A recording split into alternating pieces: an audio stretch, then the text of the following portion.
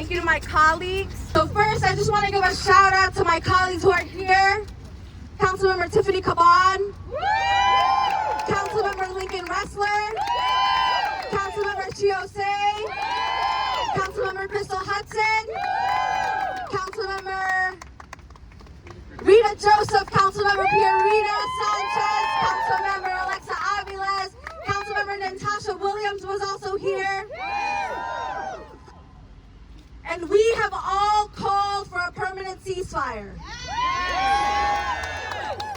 Some of my colleagues who have also called for a ceasefire are not here, but they will be joining later on for the vigil. Some of my colleagues who are standing here with me will also be speaking after me. First and foremost, I'm a constituent from Brooklyn. Yes, Brooklyn's in the house. And I am angry. And I am deeply ashamed of my reps, none of whom have called for a ceasefire. None of whom, from downstate to upstate, have called for a ceasefire. It is a damn shame. I can't be the only one to call for a ceasefire as the lone Muslim woman elected official. As the first Muslim woman elected to the city council. I repeat, as the first. I am alone in that building. Shame. And while I have my anti-war colleagues, it has been extremely isolating and lonely at this time to speak out loud against a genocide under our watch. We should not have to convince American politicians that there is a genocide. That's right. It should not be up to our constituents to call us and say, you must speak out against a genocide. And while it has been alone, I have been alone, I am proud to have been grounded by movement leaders, Muslim, Palestinian leaders on the ground, many of whom who are here, who've been a part of this fight since October 7th, organizing day in, day out, the same ones who are fighting for a stronger New York City, coming to our rallies for affordable housing, gender justice, immigrant equity, you name it, these are the same people. The same people fighting for a stronger, more representative democracy.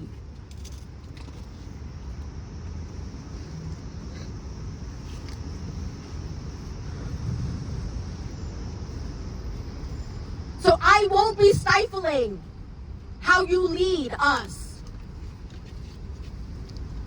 We won't be stifling your tactics because there is a genocide.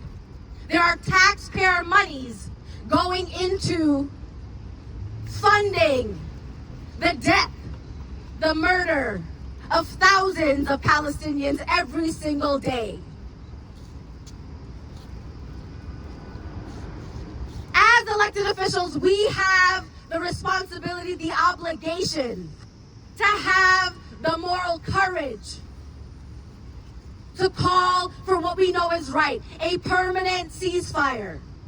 A permanent ceasefire is what brings home all hostages. Right. All hostages. Right. We can and must do this now. Now, what comes next? Because I know this is the largest gathering we've seen to date in front of City Hall, and I thank you for that.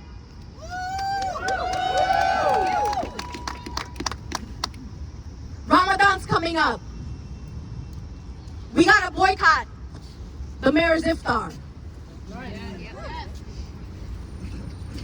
You're not gonna let my colleagues go to the mosques in our neighborhoods if they've not called for a permanent ceasefire. They're not allowed. They're not coming to our stadiums for Eid prayer if they've not called for a permanent ceasefire. That's right. They are not allowed. We are voters. We participate in this democracy. We are civic leaders. We saw what happened in Michigan last night. We've been told that every vote counts.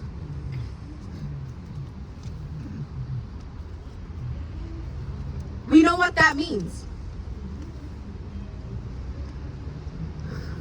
So I hope that my colleagues will see that we exist, that we are grieving, that we have demands, and that calling for a permanent ceasefire is the bare minimum. The bare minimum. Thank you all so much for being here, for standing for peace, for being against genocide, for being pro-peace. And now I'm going to pass it to my colleague, Councilmember Ressler.